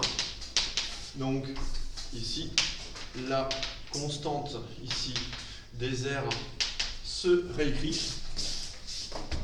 Elle se réécrit. Alors, elle se réécrit comment? Elle se réécrit sous la forme, je note juste la différence, donc c'est petit r carré devient un grand R carré, qui est constant, fois θ point qui varie au cours du temps. Ouais. Par définition, la constante des R, ça c'est constant. Voilà. Donc là, finalement, la conservation de la norme du moment cyclique m'introduit la constante des R, qui elle-même m'impose quoi? Elle m'impose que forcément, pour un moment circulaire, ici, le moment circulaire sera uniforme. Ce que j'ai vu les dernières. Mouvement des satellites, d'accord, autour de la Terre, d'accord. Donc le mouvement est forcément uniforme. Le mouvement est alors, conclusion, uniforme, θ point constant. Le mouvement est uniforme. Autrement dit, je rappelle, θ point ici est une constante, la vitesse angulaire. La vitesse angulaire est une constante. Bien. Alors, maintenant qu'on a ça en tête, oui, c'est pas si difficile que ça finalement d'introduire la constante des R. Maintenant, le point technique il arrive. Je veux arriver à cette vitesse aérolaire. Je veux retrouver le fait que le vecteur, le rayon vecteur soleil-planète balaye des airs égales pendant un intervalle de temps égaux. Qu'est-ce qu'il faut faire? Alors, on prend le cas d'une planète. Supposons que tu as le centre de masse. La planète ici à l'instant T. Qu'est-ce que je vais faire? Je vais considérer un instant ici ultérieur, mais infiniment proche du précédent. Donc je vais me placer ici. Alors ça, ne faites pas, c'est un brouillon. Je vais refaire après proprement pour un gros schéma au centre. Je vais me placer ici au point M', un instant t plus t, repéré par rapport à O par le vecteur OM'. Donc je répète, on va considérer une planète supposée ponctuelle, d'accord, en mouvement autour du centre de force, ici le Soleil. À l'instant t ici, instant t plus t, elle est là. Autrement dit, on a généré un vecteur, déplacement alimentaire, dans la base, ici, polaire. Et moi, ce que je veux estimer, c'est l'air balayé, ici, je veux estimer ça, l'air balayé par la planète lorsqu'elle se déplace entre deux instants infiniment proches. Et une fois que j'ai l'air balayé par la planète entre deux instants infiniment proches, je peux donc estimer, par intégration, sur une durée dilatée, je peux estimer la vitesse aérolaire. La vitesse aérolaire, ce sera l'air balayé par la planète, d'accord, et ce, par une petite temps. D'accord. Dans ces quatrième et dernier temps, ici, c'est lié à la constante des R, donc c'est lié ce qu'on appelle à l'interprétation géométrique de la constante des R. D'accord. Donc on y va, petit 4 ici. Voilà, interprétation géométrique de la constante des R. Petit 4, interprétation géométrique de la constante des R. Voilà. Là, c'est la partie la plus complexe de, ici, la constante. Interprétation géométrique de la constante des R, c'est égal à carré θ point. Donc là, on va lui donner une signification physique. Je vous rappelle, c'est R carré de T, θ point de T. Alors là, il faut vraiment faire un schéma soigné. Vraiment. Donc lui, je l'efface à droite. Je l'efface. Il faut que je l'agrandisse en plus. Bon, il va quasiment prendre toute la largeur du tableau, on va dire. D'accord. Donc déjà faire un schéma, ouais, très soigné déjà. Pour faire l'interprétation géométrique. Voilà. Donc toujours X, l'origine O, EX, voilà, EY, axe Y. Ok. Bien. Votre point, ne placez pas ici trop haut. Parce qu'il va falloir dessiner ici, faire apparaître des quadrilatères, interprétation géométrique. Donc si vous placez là, moi je serai hors champ. Vous placez ici, relativement bas. D'accord. Donc pour ceux qui sont en distance, le point M à l'instant T, donc la planète, d'accord, à l'instant T, vous la placez là, pas là, au sens. Donc ici je vais me placer là, à l'instant T. Voilà, le point M. À l'instant T, je suis là, repéré. Voilà, par rapport au centre de force, par le vecteur position OM. Donc, à l'instant T, coordonnées polaires, ici, je vous rappelle, on aura R de T, donc on a à l'instant T, R de T et θ de T. Donc on a ici, repérage polaire, ici, le point M est repéré par R de T, θ de T. Bien, à un instant ultérieur, mais infiniment proche. Alors moi je vais l'écarter beaucoup pour pour que ce soit clair, pour faire un schéma clair. Normalement, le point M', il est là, mais si je fais ça, vous ne verrez absolument rien, vraiment. Donc le point ici, je vais placer le point à l'instant T plus ET. Je vais le placer, alors, si je fais ça, tac, ouais, ça devrait aller, je vais passer ça après, c'est pas grave. Je vais le placer ici. Donc là, à la règle,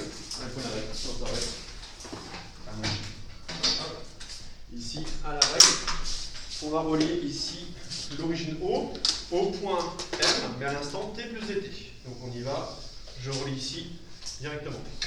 Donc là, j'aurai le point M, donc le même point, mais à un instant ultérieur d'appareil, je grossis volontairement la situation, à l'instant T plus ET. D'accord? Le mouvement est plan. En fait, la planète, ici, se balade dans le plan du tableau. D'accord? Le centre de force, il est ici. Le soleil, il est là. Ce que j'aurai ici, j'aurai le rayon à l'instant T plus ET, qui est ici ça 3. D'accord? Pareil pour l'angle polaire θ. L'angle polaire θ, je vais la placer ici. Là, j'aurai θ à T plus ET. D'accord? Bien. En fait, vous avez considéré un déplacement élémentaire du point M entre deux instants infiniment proches. Donc là, qui pose sur le schéma, on va encore m'écrire que l'on considère ici un déplacement élémentaire du point M. Ici, un déplacement élémentaire du point M entre deux instants infiniment proches du point M. Voilà. Du point M. Entre deux instants infiniment proches, T et T plus ET. Deux instants infiniment proches. Alors c'est toujours, rappelez-vous, hein, T et T plus dt, tel que, finalement, rappelez-vous, un déplacement élémentaire du point M, il est caractérisé par un vecteur déplacement élémentaire. Alors surtout, vous ne faites pas confondre entre vecteur de position, OM, et vecteur déplacement élémentaire. Vecteur déplacement élémentaire, c'est le D d'OM, rappelez-vous, le D d'OM. D d'OM. Ce D d'OM, quand vous ramenez à dt, vous permet de trouver la vitesse dans les différents systèmes de coordonnées. Alors, D d'OM, rappelez-vous sa définition, c'est le vecteur déplacement élémentaire, c'est-à-dire que c'est la différence. C'est la différence entre, ici, le vecteur position à l'instant T plus ET, moins le vecteur position à l'instant T. Alors ça, rappelez-vous, c'est le chapitre M1, premier chapitre de mécanique, un vecteur déplacement élémentaire, d'accord? Donc c'est la différentielle de OM, c'est OM à l'instant T plus ET, l'instant final, mais infiniment proche du précédent, moins le vecteur position à l'instant T considéré. D'accord? Bien. Autrement dit, si je veux placer ici directement mon vecteur D de OM, est-ce que tout le monde voit que la construction géométrique, c'est une addition de vecteurs, addition vectorielle. Addition vectorielle. Est-ce que tout le monde voit pour tracer D de OM? D de OM, il est là. Est-ce que tout le monde voit que j'obtiens OM à l'instant T plus ET? OM à l'instant T plus ET égale ici D de OM plus OM. Autrement dit, si je prends le vecteur OM à gauche, je ajoute D de OM, j'obtiens OM à l'instant T plus ET. Pour vous, c'est plus simple de faire une somme de vecteurs. Autrement dit, je fais OM à l'instant T, je lui ajoute D de OM, je retombe sur OM à l'instant T plus ET. Autrement dit, le vecteur déplacement élémentaire, il est là, entre les points M, ici aux deux instants considérés. Le vecteur à la règle déplacement élémentaire, il est ici. Je le trace ici en bleu. Voilà, comme ceci. Voilà, là, on aura le vecteur D de OM. Ok, bon, c'est bien, super. Mais ce que je veux, c'est l'air balayé par ce vecteur position entre deux instants plus proches. Moi, je veux l'air ici balayé. Entre ici, là, ici.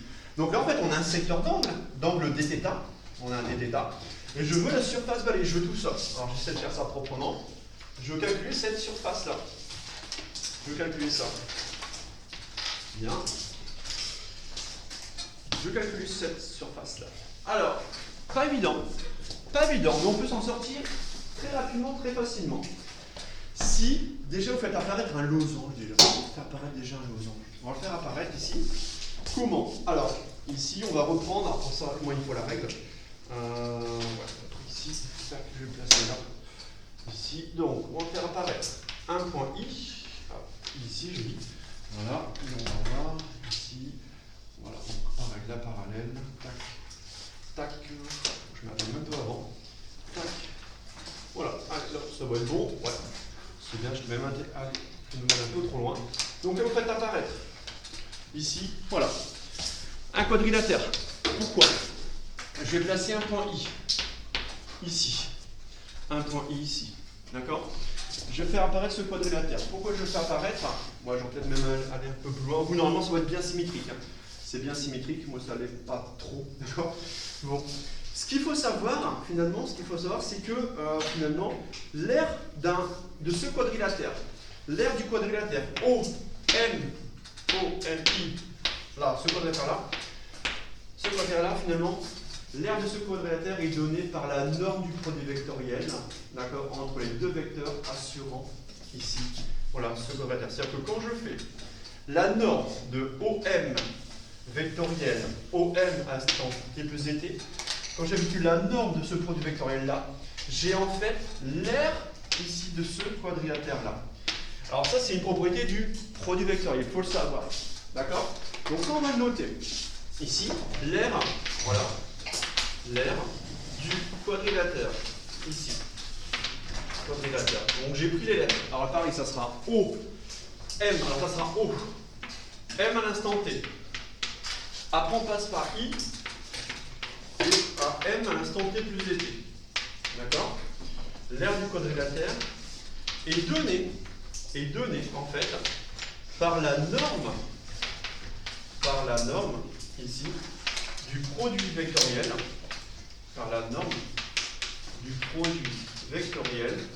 d'accord, entre les vecteurs, alors quel vecteur?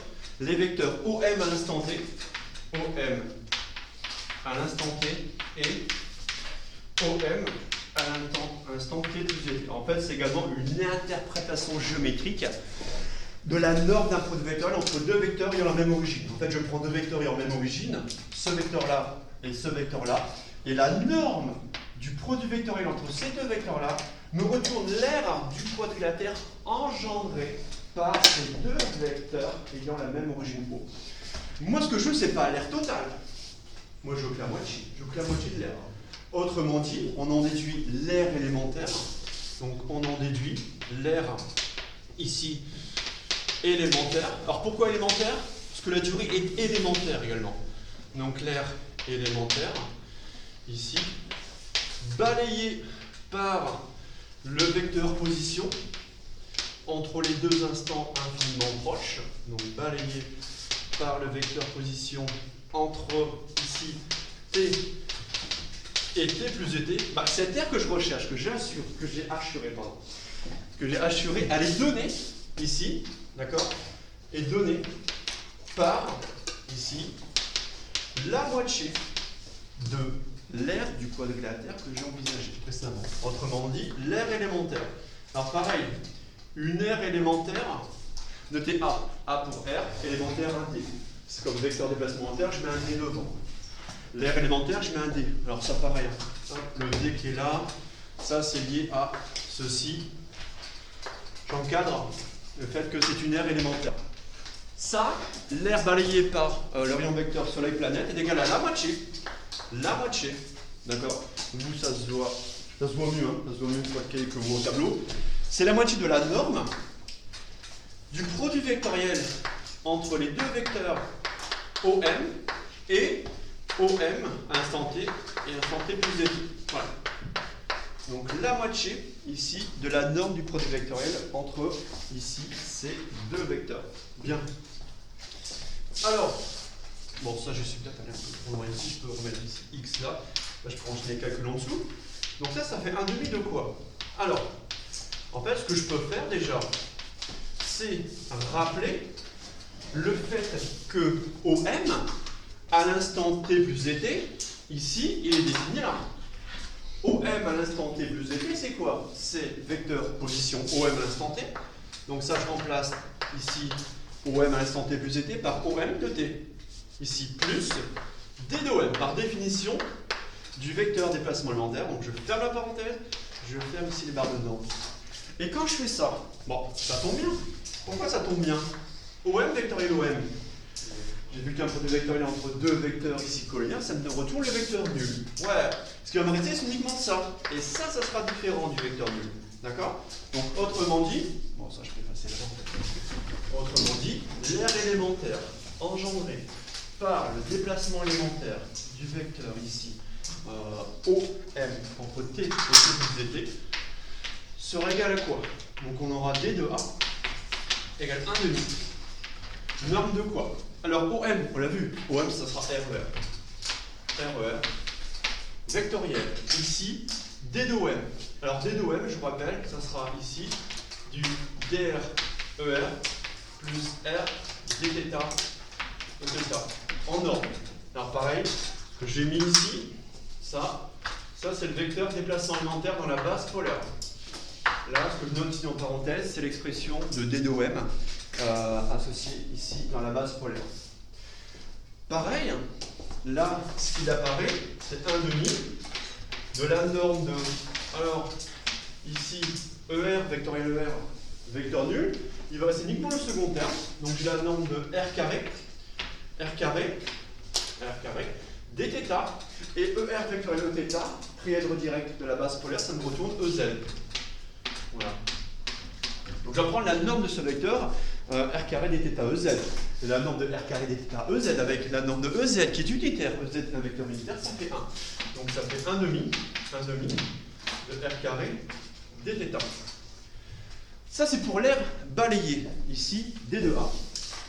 Bah ça, c'est très bien ça. Une fois que j'ai l'air balayé, j'ai la vitesse aérolaire. La vitesse aérolaire, c'est quoi? C'est l'air balayé par des temps. Mais une fois que j'ai l'air élémentaire balayé entre deux instants infiniment proches, je rapporte cet air élémentaire à l'unité de temps dt. J'ai un dA sur dt et un dA sur dt. Ça sera ici, ça me permettra de définir ce qu'on appelle la vitesse aérolaire. Donc définition, la vitesse aérolaire, voilà,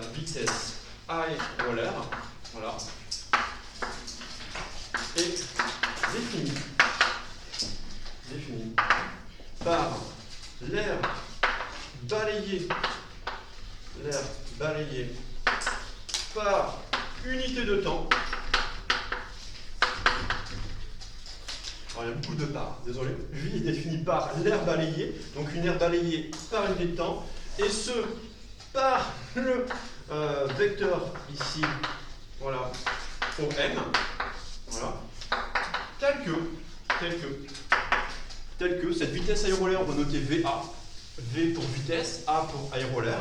Donc par définition, la vitesse aérolaire, ça sera le rapport de cette aire élémentaire balayée sur dt. Ça sera dA sur dt. Mais dA sur dt, ça sera la dérivée temporelle. C'est une dérivée temporelle. La dérivée temporelle de A. Et ça, c'est quoi? Ça sera 1 demi. Je vais prendre ce terme-là, R carré, dθ. Et vous voyez, je rapporte à dt. Le dt, je ne passe pas n'importe où. Je place ça. Le dt, je ne passe pas. Ici, n'importe comment, je le place en dessous du dθ. Pourquoi je fais ça? Ça me donne θ point. Et là, on a quoi? 1 demi de R carré. Je remets les dépenses temporelles. θ point. 1 demi de R carré θ point. Ah bah tiens, 1 demi de R carré θ point. C'est quoi ça? Ça, R carré θ point, ça définit la constante des aires. Voilà. Bilan. Ce qu'il faut retenir, c'est qu'ici, la vitesse aérolaire est une constante du mouvement. Donc VA, qui vaut 1 demi de C, est une constante. Voilà. La vitesse aérolaire, ici, est également constante. La vitesse aérolaire est constante au cours du mouvement. Voilà, vitesse aérolaire constante. Donc attention ici, vitesse ici aérolaire, d'accord? Donc ça sera en mètres carrés seconde moins 1. Mètre carré seconde moins 1 pour l'unité de la vitesse aérolaire, qui ici est constante. D'accord? Ici, ça va s'identifier à la surface balayée par unité de temps. D'accord? Donc c'est l'air ou la surface balayée par unité de temps par le vecteur position tel que je définis VA. Donc je rapporte l'air élémentaire à l'unité de temps dt, je passe mon dt sous dθ, il apparaît θ point. Tout ça pour finalement retrouver un r carré θ point qui est en fait la constante fondamentale, la constante des airs. La vitesse aérolaire elle est constante. Ouais. Et ça vous connaissez. C'est-à-dire que là, si vous avez ça, vous pouvez également remonter à l'air balayé pendant la durée delta t. L'air balayé pendant la durée delta t, vous l'avez par intégration, ça sera ici c sur 2 fois delta t. Et vous retrouvez la loi des airs de Kepler. D'accord? Donc on remarque ici l'air balayé pendant delta t, ici, donc ici l'air balayé par ici on va dire le vecteur. Allez, je prends le cas ici, donc soleil planète, d'accord? Pendant une durée, oui, pendant la durée delta t. Et bien cet air balayé, comme la vitesse aérolaire elle est constante, la vitesse aérolaire est constante, cet air balayé, elle est proportionnelle à la durée envisagée. Et ça, vous l'avez vu la dernière, elle est proportionnelle ici à delta t. Tel que, voilà. Bah, cet air balayé, on l'a ici, hein, directement, ça sera A égale, donc on a C sur 2 fois delta t. Et ça, pour l'illustrer, on peut faire le schéma correspondant à cette fameuse loi des airs, où le rayon vecteur soleil-planète balaye des airs égales pendant des intervalles de temps égaux. Alors, la seule différence, il y a les deux tailles, c'est que la trajectoire est elliptique. Donc le soleil, attention, le soleil il est ici, le centre de force il est ici. Je ne place pas l'origine. Non, je ne place pas l'origine. Ce que vous savez également, c'est que la trajectoire de la planète autour du soleil, c'est une ellipse. Ouais, la loi des orbites.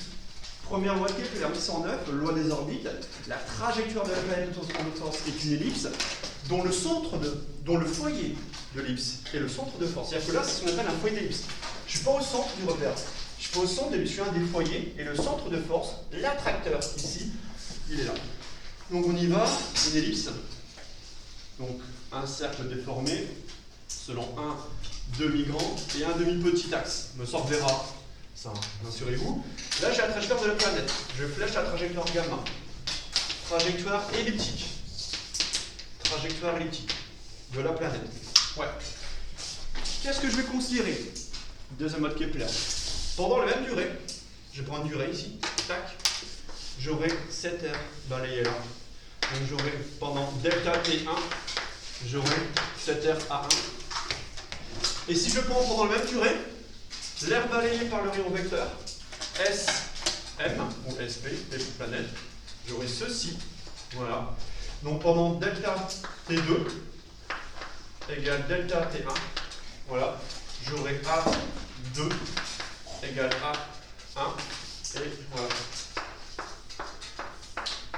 Voilà. Donc ça c'est, je vous rappelle, la loi des airs, ici, de Kepler, 1609, d'accord? Loi des airs de Kepler, 1609. Juste énoncer ici le rayon vecteur, ici, soleil-planète. Donc le rayon vecteur soleil, centre de force, planète, point mobile, il balaye des airs égales, c'est-à-dire que là, il faudrait, hein, bon là je vais peut-être dû raccourcir un peu, c'est pas forcément le cas ici géométriquement, mais il faut que les airs ici en vert, en bleu soient égales. Donc balaye des airs égales pendant des intervalles de temps égaux. Ouais, donc là je dis que delta T2 égale delta T1. Pendant des intervalles ici de temps égaux. Voilà ce que j'ai vu la dernière sur la loi des airs de Kepler 1600. On n'a pas plus loin, mais plein de choses. D'accord. Une vitesse aérolaire, trajectoire elliptique de la planète autour du Soleil. D'accord. Ça c'est la base de ce chapitre. Et vous allez voir comment on retrouve ça par conservation, vous voyez, de la norme du moment cinétique de la planète par rapport au Soleil. Ouais, je prendrai l'exemple toujours forcément ici. Maintenant, du mouvement ici d'une planète autour du Soleil. D'accord? Voilà pour cette première partie de cours, pour le chapitre, que je pense qu'on finalisera peut-être la prochaine.